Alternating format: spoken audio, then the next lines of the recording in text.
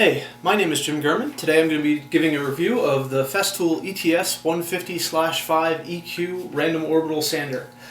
Like most of you, I'm sure you all started off with one of these little guys, a little 5-inch palm sander. Works great. As you can see, I've gotten a lot of use out of mine.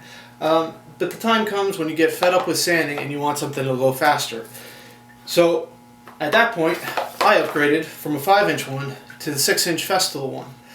Now this has some great benefits, mostly that it sands a lot faster. You've got a lot more sanding surface, so less time sanding is always better.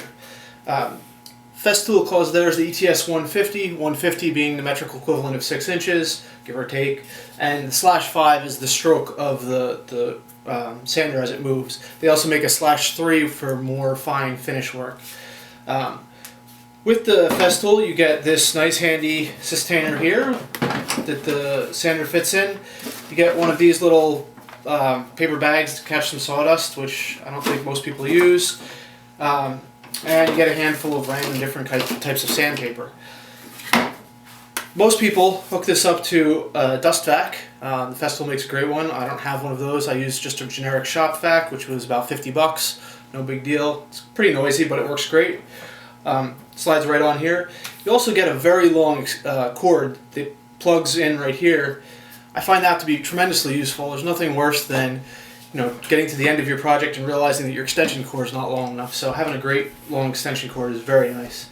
The two biggest features are the dust collection, which is fantastic, and the vibration. This vibrates a whole lot less than this old guy here.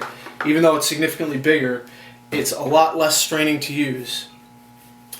I can use this for an hour or two and my arm doesn't feel like jelly like it always did with this older one. So I love this. Sanding, I think, is probably most people's least favorite job, and this makes it just that much better.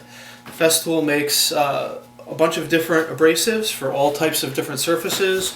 I've got a whole bunch here. They make different ones. They've got fancy names for them. These are the Rubin ones. They're pretty much your generic ones for using wood. They make some fancy ones for automotive stuff that I like to use for doing the final rub down of a finish. These are called platine.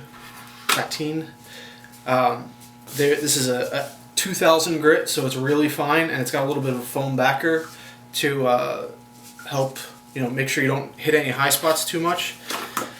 And that being said, there's also, it comes with a medium density pad here, but there's a couple different options. You can get a harder one that for if you're just doing something that's perfectly flat, a good hard surface is a lot nicer. And you can also get a softer one, and then also a really soft foam backer that just sticks. You can see here they're all just Velcro, they just stick together. You can just stick a foam one on there, and then if you've got some really soft curves, it'll conform well to them. So that's about it on the sander. It's one of my favorite tools. It probably is my favorite tool because it makes my least favorite job go that much faster. Thanks for watching.